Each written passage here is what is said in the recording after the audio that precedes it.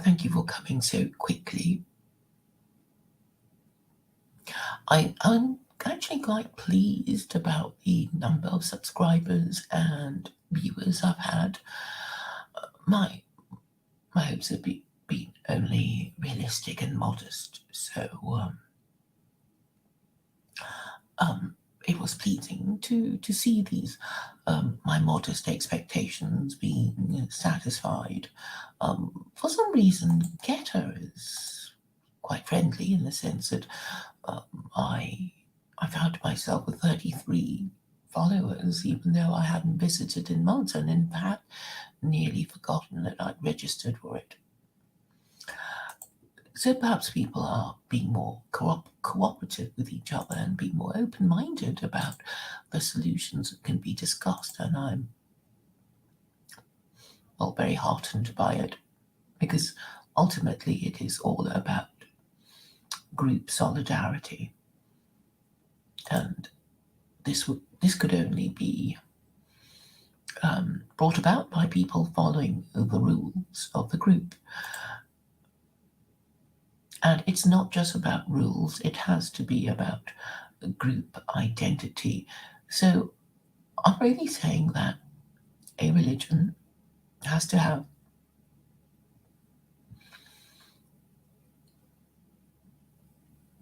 three things, I think. One is the rules,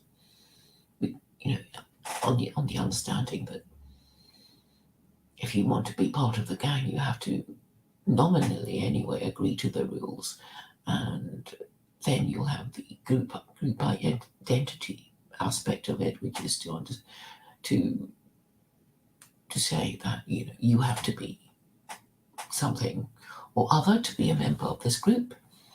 And obviously you will think yourself superior to other groups, because if you thought other groups are superior to your group, you would have gone and joined them.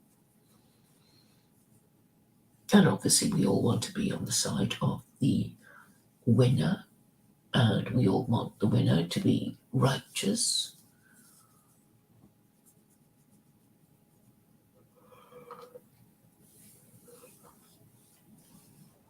And so in any group, you have to have a respectable group identity. It can't be, the group of losers and degenerates and failures and underachievers. You want your group to have a positive identity, if not of being perfect, of striving to be perfect, and also of being protected by the rules that you have voluntarily submitted to. So if you think about Jews, they call their agreement, their arrangement with God, a covenant, and a covenant is it's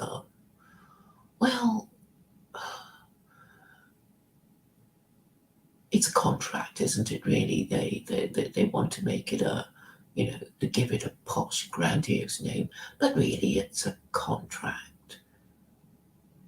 But I suppose you have to say covenant to show how special it is, and also God can't just be a party to the contract. Because it's such an unequal contract.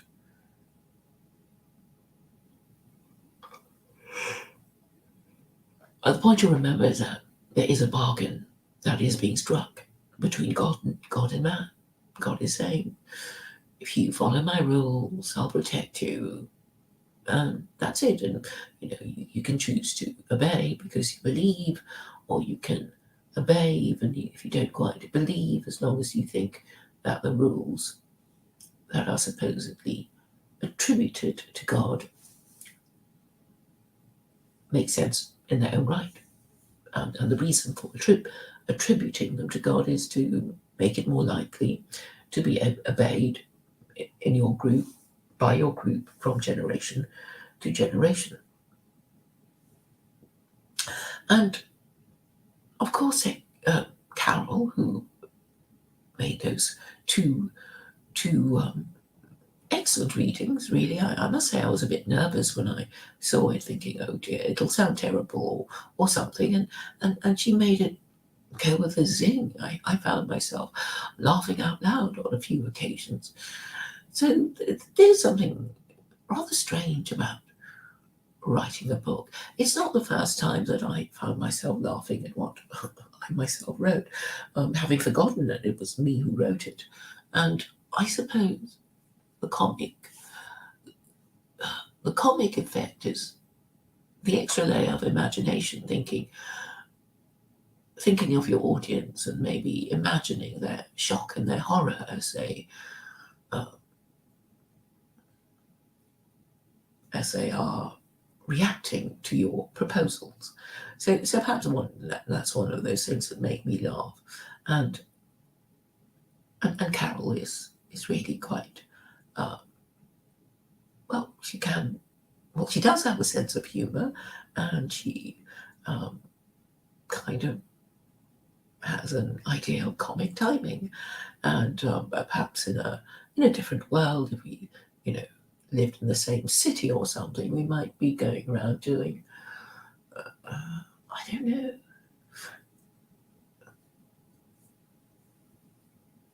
We could be stand-up comedians.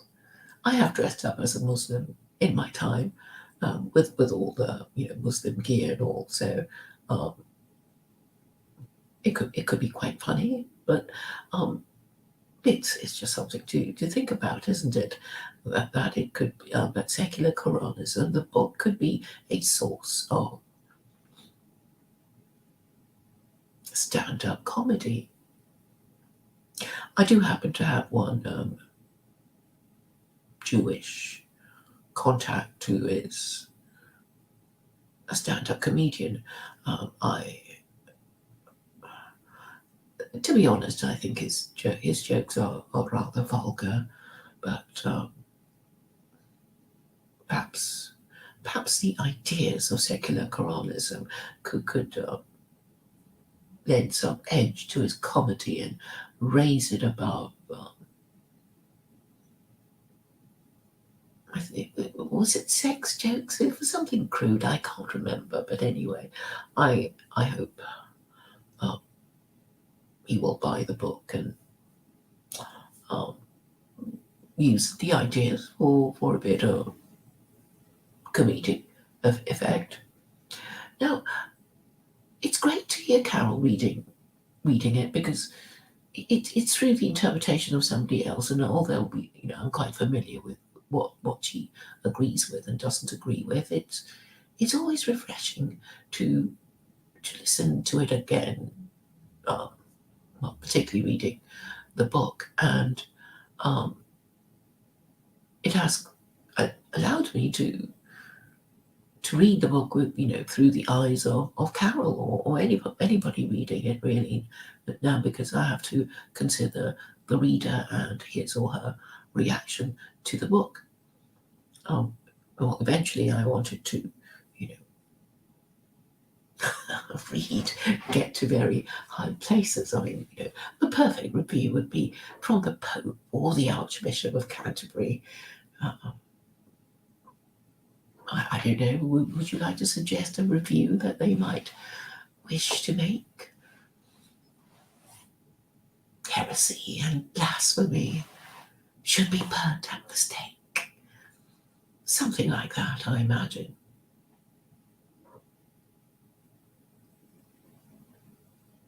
Hello, Jay Walker.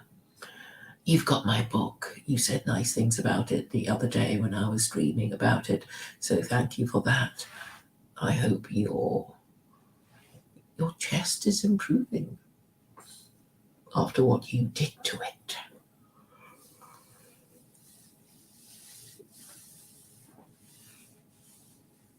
Now, with these books, I went to a party on Sunday, and I'm afraid I got a little overwhelmed, and I never even gave the signed copies. The people there were aware of it and were, well, it was a bit of raillery and banter, and but I never actually sat down, at a table and signed it and gave it to people. And towards the end of the evening, I was in a fit state to do anything. But I think I managed to say a few things that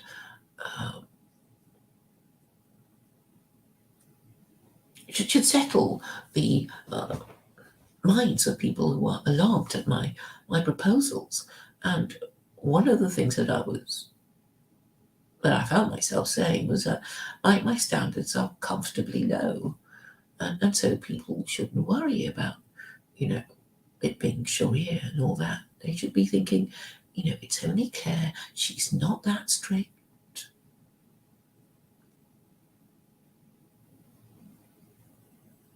And she's not actually Muslim. And I think that this is the most important thing to bear in mind. Obviously, I have a carefully cultivated persona designed to generate questions. And this is necessary in that we don't want to be completely transparent and completely boring, uh, and for people to already think they know what we're saying, um, and not stay around to listen or read for very long.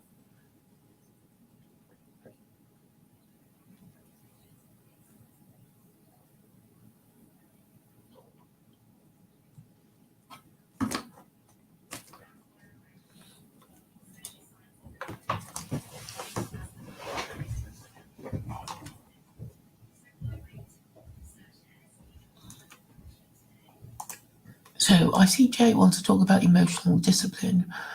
Um, are you really talking about the stiff upper lip, that sort of thing, that the British thing about being emotionally constipated? Well, those were the days when people were supposed to control their emotions and were ashamed when they didn't.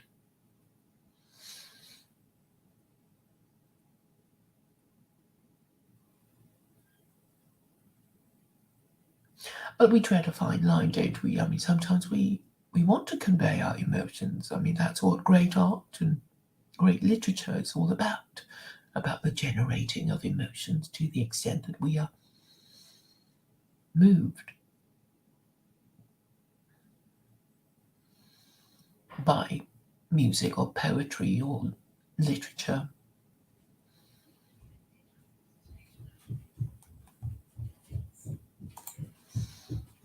And Jay Walker says liberalism can be classed as a way of life that requires no emotional discipline. Well, I mean, liberalism says things like we must we must tolerate all kinds of things. So that suggests some emotional discipline. It's really the choice of what you want to tolerate that drags us into political debates about what we should or shouldn't tolerate. And well, there are people who claim to know better than liberals about what they should or shouldn't tolerate, and that they would be religious people who react to the sexual liberation being promoted by liberalism in the 21st century. To enforce principles, you need emotional discipline. Yes.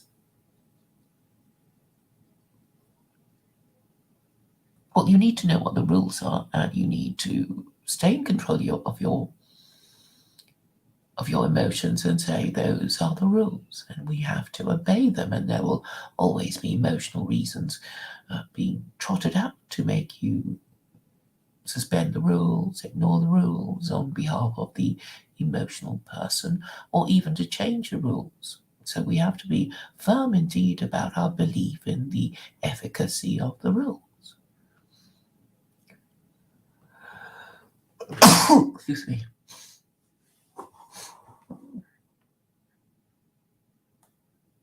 But yes, I think liberalism also requires its own discipline. But what we're talking about is whether it is worth the expenditure of effort to tolerate the things that liberalism tells us to tolerate, and to what end. What are we using liberalism for? To get more and more liberty? Is it a good idea? Is more and more liberty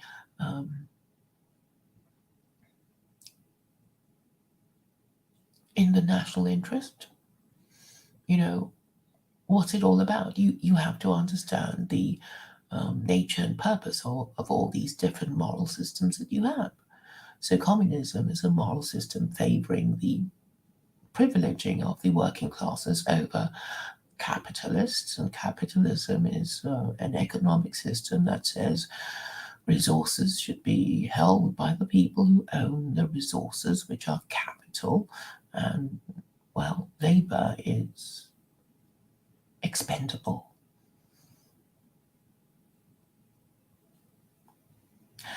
So clearly, if you want a moral system that is capable of enduring, it should give the impression of being fair enough by all the people who will be, no doubt, grumbling about things not being fair. And I'm saying, since people are going to complain, when they're young, they'll complain about the old. When they're old, they'll complain about the young. The men will complain about the women, vice versa. The poor about the rich, and the majority about the minority, etc. And all these natural divisions in any society will cause conflict, and they have to be resolved or endured. And the inconveniences will be endured, will be suffered patiently and tolerantly, provided most people feel that it's in a good cause. And I think we can mostly agree that we would like our society to endure. So even the people who say, I don't care about my country or my religion, they would care about the human race. There are people who don't care about the human race, but we can ignore them, and because if they don't care about the human race, we would know to ignore their opinions. But if you knew that person were a misanthrope, a person who hates other humans, you wouldn't put them in a position of power, would you? Because you'd know that they would be doing destructive things to your society, such as telling children that it's okay to be gay and not have children and be transgender, and that humans are a blot on the fine face of nature. But that is basically the ideology of an environmentalism. It's saying the environment is more precious than humans, and we should, in a way, become extinct because we are just a virus on,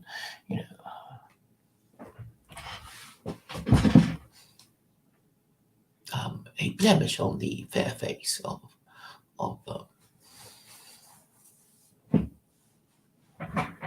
nature. So what we want really is a balance of all these sort of natural feelings that might go through our minds, that we might experience in our time of life. And I'm saying religion has a better chance of doing all this than some man-made religion. And what is liberalism anyway? We don't even know. Who are the promoters of liberalism? It's the people like Hobbes and Burke and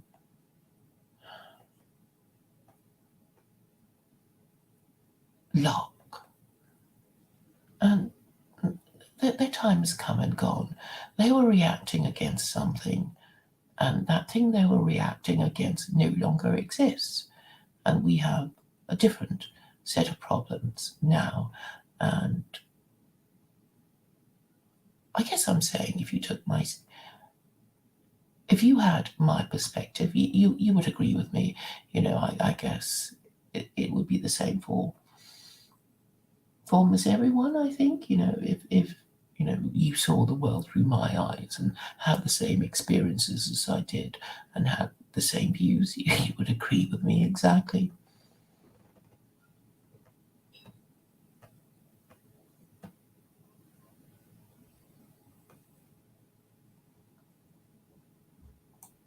So I think from the comments of Jay in the chat, he is agreeing with me, or on this occasion he is agreeing with me, and he is seeing the need for rules. And I'm saying, yes, of course you need rules, because that is the whole basis of any religion. Religion gives people their identity, saying, oh, we are the people who always do X, or we are the people who never do Y. And this should be clear enough for the people who are adherents to that religious group to know who they are and recognize each other and cooperate with each other, because basically all these different religious groups are meant to compete against each other, and it should become really quite obvious now which religions have been most successful and what happens to you when you ignore your own rules. We shouldn't come across as too superior and smug and say, oh, look at these Muslims, they don't follow their rules, or these Jews, or these Christians. Often we have our own rules and we don't follow them. And something bad happens when we don't follow them. But that's actually quite an easy problem to surmount, isn't it? It's like, well, you have a recipe book and you don't follow it, and the dishes you cook are really bad. What is the solution to that? You read the recipe book next time you try and cook the dish, and then it'll be all right, which is better than not having a book at all. So we shouldn't. Basically, a lot of solutions are very simple. What stops them from being adopted? I think it's just because people are too proud. They're too proud to admit to themselves that they made a mistake. And they're certainly too proud to admit to other people that they made a mistake. And that is why pride is called a deadly sin. Now, if life is, it's always the same, nothing ever changes, but everything is new. It is a paradox, I suppose. But the circumstances may be different, but the urge to commit certain kinds of sin is eternal, such as the desire to murder people you're very angry with, steal things you want, have sex with people not your spouse, and a lot of things. And in a way, they're really quite predictable. And if they're so predictable, we should, at least have eternal and universal laws to at least say, well, every now and then we might have the urge to kill people, steal their things, and have sex with people not our spouse. Why don't we just acknowledge that it's not a good idea, and if people get caught, they should be punished, because disapproval should be expressed for people who murder and steal and commit sexual offences. Hello, Effland, for you.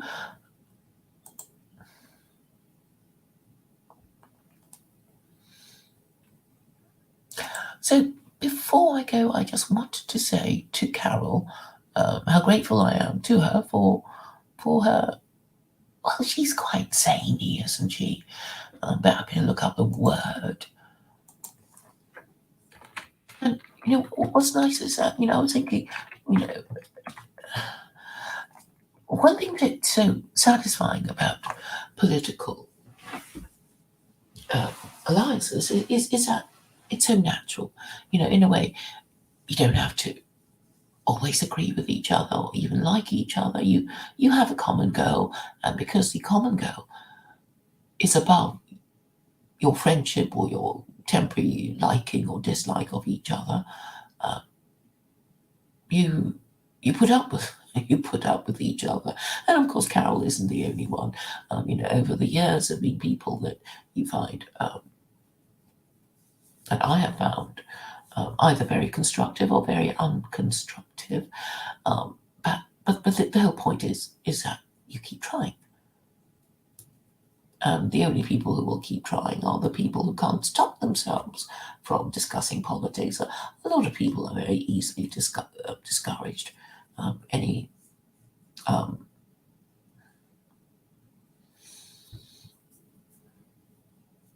I mean, some people can be easily discouraged by, spousal disapproval. Anybody, looking at them funny or something. So, but thankfully, I'm not like that. I mean, there are people who want to discuss politics all the more, just because they're told not to do it. What we want is a situation in which most people don't want to discuss politics because they are more or less content with the status quo. I know this is not the case now. In fact, the case is that a lot of people want to talk about politics, but they're too afraid of suffering loss of status and people being mean to them, particularly their children, which raises up the political point of whether children should respect their parents and what this means. Because really, there have been children who say, I'll only respect my parents if I thought they deserved it. And of course, that is not quite the thing. The whole idea is that we should respect our parents even if we don't agree with them. That is the whole point of parental authority. And once this breaks down, it means that parents are afraid to discuss politics with their children. And this means that the children are not getting the benefit of the experiences of their parents. And this means that children are depriving themselves of a source of invaluable knowledge that would help them prevent mistakes in life that, if known, would not be committed.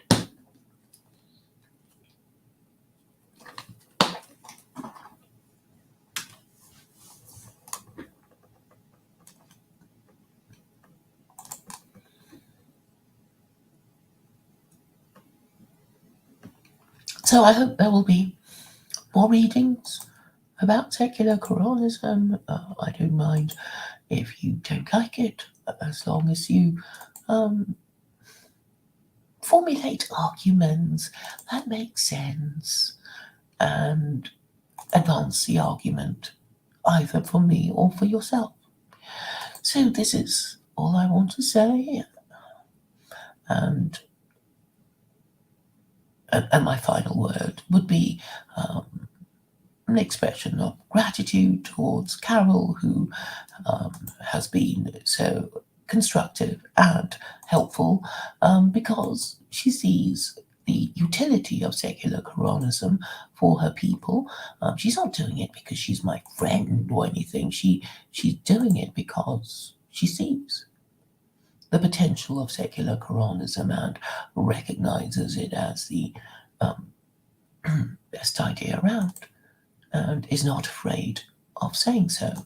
So thank you, Carol, for your courage and conviction, and also your patience with me, because we don't always see eye to eye on everything. So thank you and goodbye, all of you who have come to listen to this.